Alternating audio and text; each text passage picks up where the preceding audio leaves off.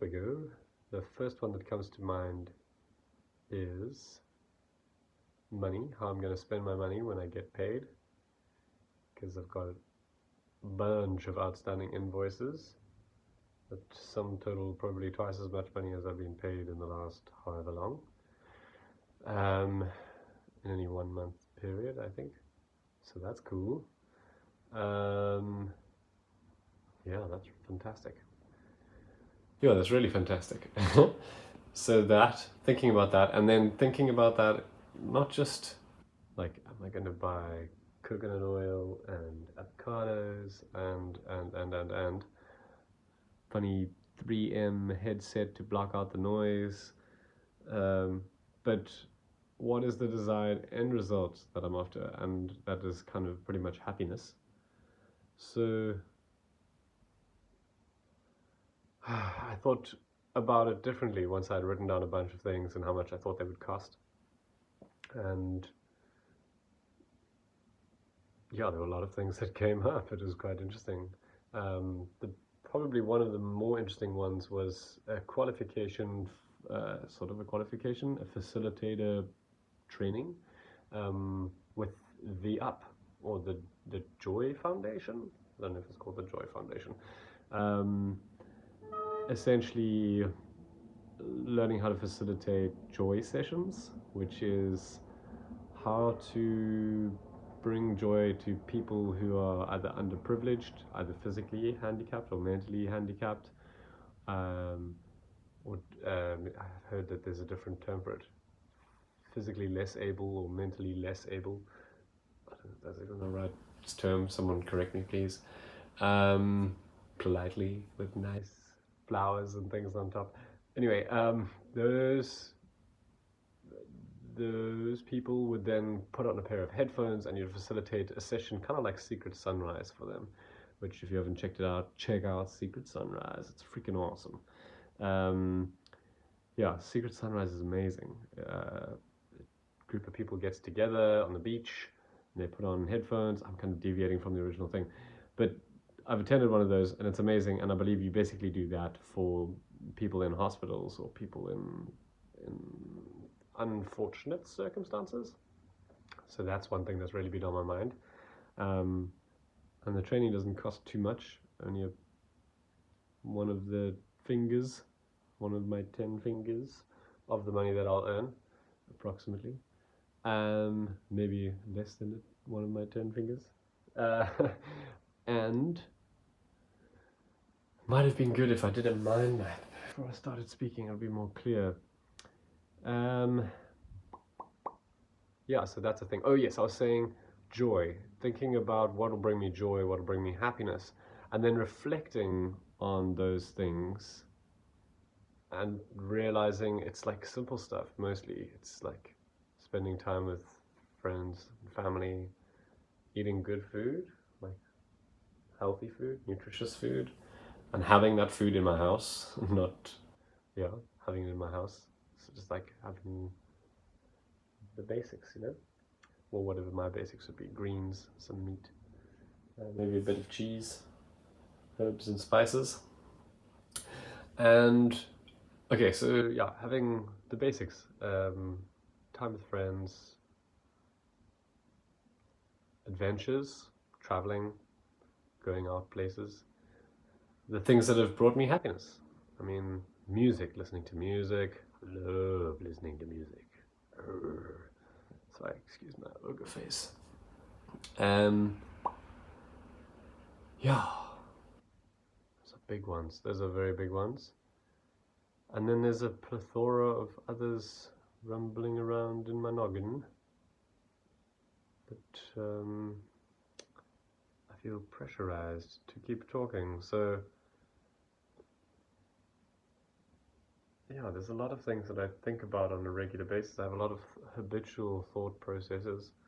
One of them that has been a recently relatively new acquisition has been, I guess you could call them the mantras, associated with the different chakras of the body. And it makes me smile a little because it's quite alternative based on my childhood and upbringing. which is very Western, very Roman in a sense. Roman being Christian, Catholic, Christian, not quite Catholic, but anyway, chakras is more like Eastern or Indian. But anyway, thinking about these mantras which connect to the different chakras. So whenever I feel a whole bunch of energy at a specific point in my body, and I'm very aware of a specific part of my body, so like my forehead, for example, would correspond to what is called the third eye chakra, or the Ajna chakra, which is like in the center of your forehead, kind of just above your eyebrows, and it's meant to be the seat of the intuition. And yeah, the affirmation or mantra affirmation, I guess, for that point is, I am guided by the wisdom within. And I find often when I have a lot of energy or like a strong feeling or sensation at a specific point in my body, and I say that affirmation, or say that affirmation, I kind of breathe deeply in, like it's like a natural response of just yeah. So for the crown chakra, for instance, it would be, I am the light living in accordance with my highest purpose.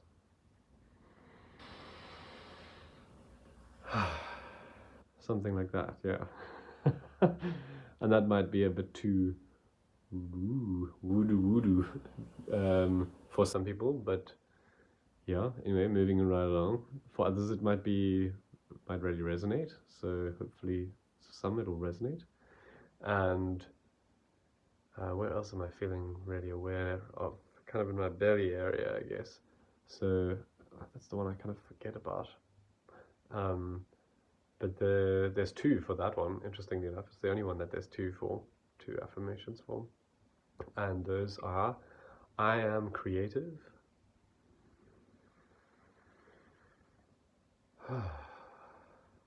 My sexuality is sacred.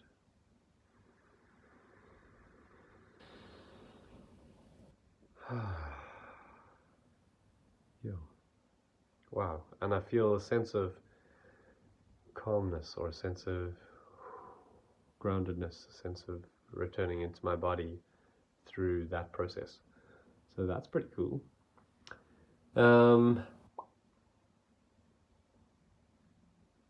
You hear me making sound effects. I'm always thinking about beatboxing. I often think about music. There's almost always music in my head when I wake up. When I go to sleep at night, not as much so, but when I wake up in the morning, or if I take a nap and then I wake up. And usually if I listen to that piece of music, there's something in the lyrics that's kind of feels relevant, it's interesting.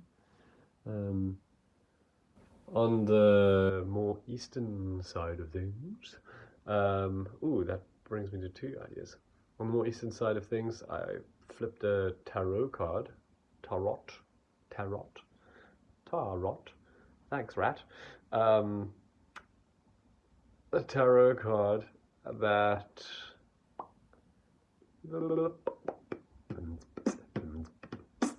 talked about the fool, as it were.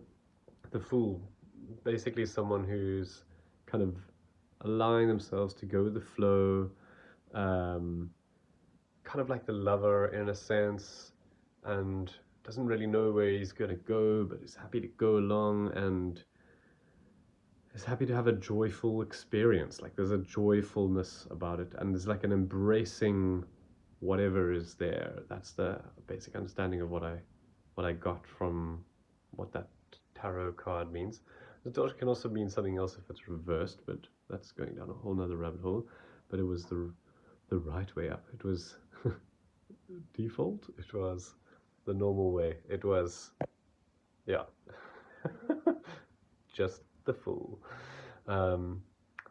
Anywho, what is the other thing that I thought of in that context? It was, speaking of the East, podcasting, and not just podcasting, but geez, there's a lot of stuff that goes on in my mind, man. Not just podcasting, but being yourself, being authentic, and some people have been talking to me recently. Aaron is one, and I think Craig is another one.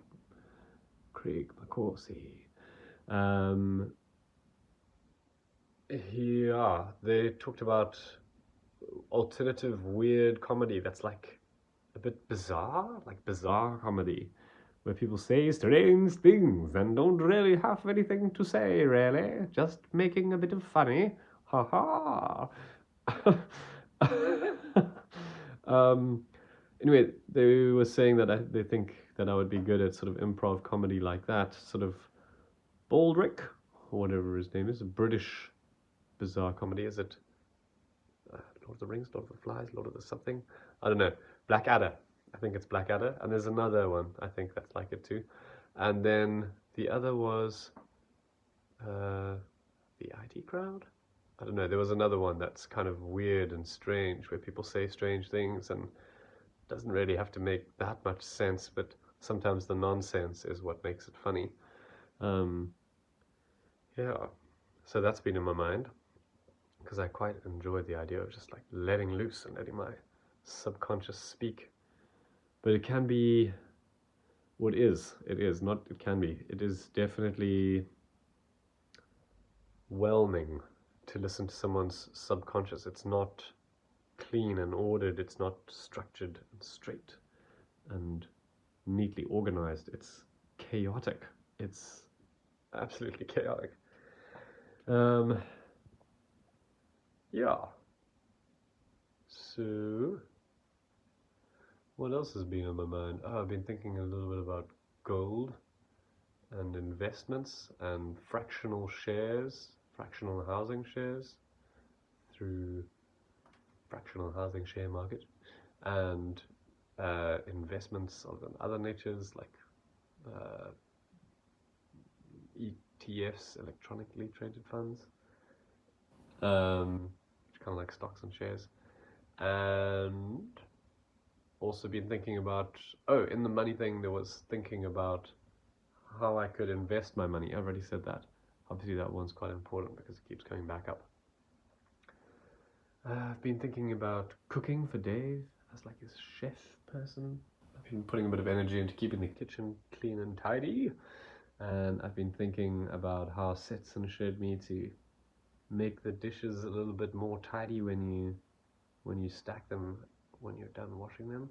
So that's a bit more of the thing. I've been thinking a lot about plants. Vertical gardening.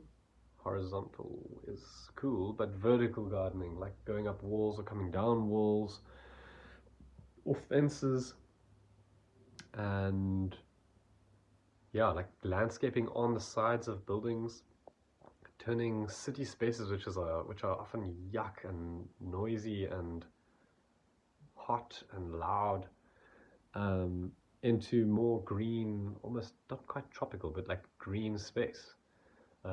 Like here, feigies, for example. I've seen so many places where feigies, like CFASR figs, are thriving. Carpobrotus edulis, if you are to mention the botanical name. Carpobrotus edulis. Get yours today at the cafe. I don't know. The Musenberg Cafe. What else have I been pondering on in great quantity as of late? I don't know if I would listen to or watch a podcast. It's more than about 14 minutes. So maybe this is a good time to call it quits and take a break. Thank you for listening. This is the first half. Oh, yep. Interlude. Beatboxing.